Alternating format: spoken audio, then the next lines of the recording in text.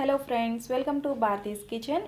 ఈరోజు మన ఛానల్లో ఆరోగ్యకరమైన మరియు రుచికరమైన కాకరకాయ ఉల్లికారాన్ని ఎలా తయారు చేసుకోవాలో తెలుసుకుందాము. నేను పాతకాలం పద్ధతిలో ఎలా తయారు చేసుకోవాలో చూపిస్తాను. కాకరకాయ తినని వాళ్ళు కూడా ఇష్టపడే విధంగా ఉంటుంది, అస్సలు చేదు లేకుండా ఉంటుంది. ఈ కర్రీ నిలవ కూడా ఉంటుంది. తడి తగలకుండా ప్రిపేర్ చేసుకోగలిగితే 3 నుంచి 4 రోజులు ఖచ్చితంగా నిలవ ఉంటుంది. చాలా తక్కువ ఇంగ్రీడియంట్స్తో చాలా ఈజీగా ఈ కాకరకాయ ఉల్లికారాన్ని ప్రిపేర్ చేసుకోవచ్చు. సో లేట్ చేయకుండా ఈ రెసిపీని ఎలా ప్రిపేర్ చేసుకోవాలో ఇప్పుడు చూద్దాము. ఫస్ట్ ఈ రెసిపీ కోసం లేతగా ఉన్న కాకరకాయలను తీసుకోవాలి. ఇవి 250 గ్రామ్స్ నుంచి 300 గ్రామ్స్ వరకు ఉంటాయి. అంటే ఇంచుమించుగా ఇవి పావు కేజీ ఉంటాయి. ఈ కాకరకాయ ఉల్లికారానికి కాకరకాయలు చిన్న సైజు ఉంటే బాగుంటాయి. అలానే లేతగా ఉంటే కర్రీ టేస్ట్ కూడా చాలా బాగుంటుంది. మీకు ఇవి అవైలబుల్ లేకపోతే నార్మల్ పెద్ద కాకరకాయలు కూడా తీసుకోవచ్చు. సో ఈ కాకరకాయలను ఇలానే ఫ్రై చేసుకోవచ్చు అండి. ఇలా మీకు ఇష్టం లేకపోతే కాకరకాయ పైన ఉన్న రఫ్ పార్ట్ ని మీరు పిల్లర్తో కానీ నైఫ్తో కానీ తీసేసుకుని కూడా మీరు ఆయిల్లో వేసుకుని ఫ్రై చేసుకోవచ్చు. వీటిని నేను ఇలానే ఫ్రై చేస్తానండి. వీటిని ఫ్రై చేయడానికి ఒక కడాయిలో 4 to 6 టేబుల్ స్పూన్స్ వరకు ఆయిల్ని వేసుకుని ఇందులో డైరెక్ట్గా కాకరకాయలను వేసుకుని ఫ్రై చేసుకోవాలి. లేత కాకరకాయలు యూజ్ చేసినట్లయితే చాలా తొందరగా మగ్గిపోతాయి. వీటిని లో ఫ్లేమ్లోనే మధ్య మధ్యలో టర్న్ చేసుకుంటూ ఫ్రై చేసుకోవాలి. ఇవి ఫ్రై అవడానికి కొద్దిగా టైం పడుతుంది. సో ఈ కలర్ వచ్చేంత వరకు కూడా ఫ్రై చేసుకోవాలి. ఇవి 70% వరకు కుక్ అయ్యేంత వరకు కూడా ఫ్రై చేసుకుని పక్కన పెట్టుకోవాలి. ఇవి చల్లారేలోపు తాలింపు ఫ్రై చేసుకుందాము. దానికోసం ఒక కడాయిలో 1 or 2 టేబుల్ స్పూన్స్ వరకు ఆయిల్ని వేసుకుని ఆయిల్ వేడిగా అయిన తర్వాత ఇందులోకి 3 టేబుల్ స్పూన్స్ వరకు మినపప్పును కూడా వేసుకోవాలి. నెక్స్ట్ ఇందులోనే 1 స్పూన్ శనగపప్పు. ఇందులో పచ్చి శనగపప్పు పూర్తిగా ఆప్షనల్ అండి. మీకు కావాలంటే వేసుకోవచ్చు, లేదంటే స్కిప్ చేసేయచ్చు. 1/2 స్పూన్ జీలకర్ర, అలానే 2 టేబుల్ స్పూన్స్ వరకు ధనియాలను కూడా వేసుకోవాలి. నెక్స్ట్ ఇందులోనే కారానికి సరిపడా ఎండుమిర్చిని కూడా వేసుకుని లో ఫ్లేమ్లోనే ఫ్రై చేసుకోవాలి. ఈ కర్రీ ప్రిపరేషన్ అంతా కూడా లో ఫ్లేమ్లోనే ప్రిపేర్ చేసుకున్నట్లయితే కర్రీ టేస్ట్ బాగుంటుంది. ఈ కర్రీకి మనం పచ్చిమిర్చిని యూజ్ చేయమండి, ఎండుమిరపకాయలతోనే ప్రిపేర్ చేసుకుంటాము. సో మీకు కారం ఎంతైతే కావాలో అంతా కూడా ఈ ఎండుమిరపకాయల నుంచే వస్తుంది. మీ టేస్ట్కు తగ్గట్టు ఎండుమిర్చిని అడ్జస్ట్ చేసుకుని వేసుకోవాల్సి ఉంటుంది. ఇవి ఇలా సగం పైన ఫ్రై అయిన తర్వాత ఇందులోకి 8 నుంచి 10 వరకు వెల్లుల్లి రబ్బలను కూడా వేసుకుని 1 or 2 మినిట్స్ పాటు ఫ్రై చేసుకోవాలి.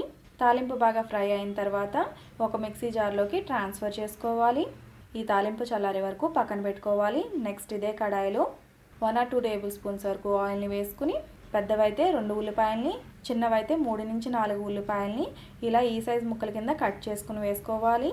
ఉల్లిపాయలు వేసుకున్న తర్వాత ఇందులోనే 1/2 స్పూన్ పసుపు, అలానే రుచికి సరిపడా సాల్ట్ కూడా వేసుకుని లో టు మీడియం ఫ్లేమ్లో ఈ ఉల్లిపాయలు బాగా ట్రాన్స్పరెంట్ కలర్ అయ్యేంత వరకు కూడా ఫ్రై చేసుకోవాలి. అంటే ఉల్లిపాయలు పచ్చివాసన పోయేంత వరకు కూడా ఫ్రై చేసుకోవాలి.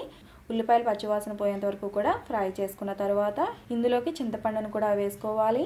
పెద్ద ఉసిరికాయ సైజ్ అంతా చింతపండును తీసుకుని వేసుకోవాలి. చింతపండు వేసుకున్న తర్వాత మళ్ళీ 1 or 2 మినిట్స్ పాటు ఇలా ఫ్రై చేసుకుని స్టవ్ ఆఫ్ చేసుకోవాలి. నెక్స్ట్ మనం ఆల్రెడీ ఫ్రై చేసుకున్న తాలింపుని ఒకసారి గ్రైండ్ చేసుకోవాలి.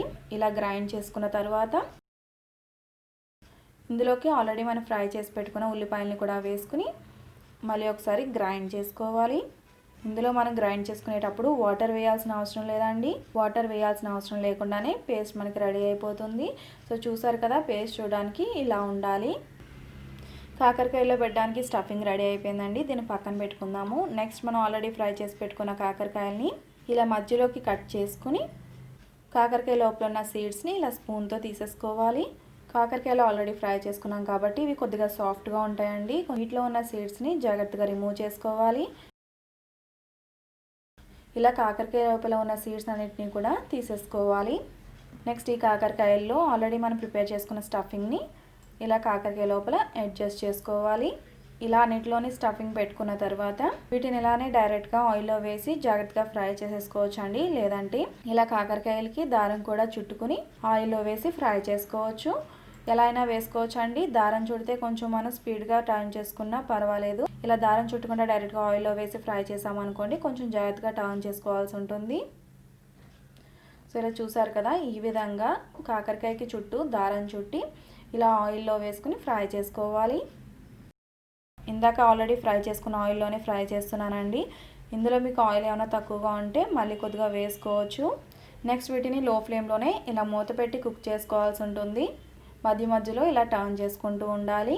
కాకరకాయ ఫ్రై ఏది చేసినా కూడా ఐరన్ కడాయిలో చేసుకున్నట్లయితే టేస్ట్ బాగుంటాయి. ఈ కాకరకాయలు కొద్దిగా ఫ్రై అయిన తర్వాత ఇందులో కొద్దిగా కరివేపాకు కూడా వేసుకుని మధ్య మధ్యలో ఇలా టర్న్ చేసుకుంటూ ఫ్రై చేసుకోవాలి. కాకరకాయలు ఆల్రెడీ ఫ్రై చేసుకున్నవి కాబట్టి ఈ టైంలో మనం ఎక్కువసేపు ఫ్రై చేయాల్సిన అవసరం లేదండి. జస్ట్ మనకి 10 to 15 మినిట్స్ లోపే ఫ్రై అయిపోతాయి.